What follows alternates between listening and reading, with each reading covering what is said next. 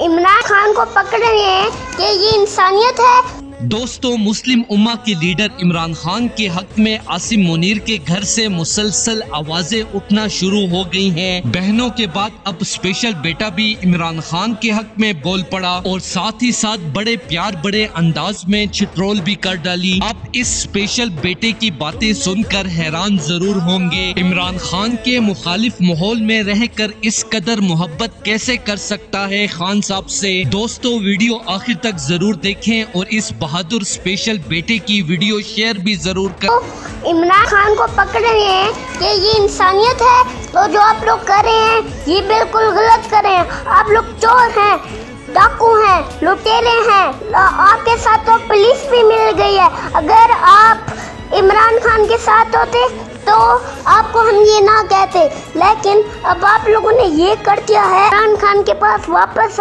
जाना चाहिए।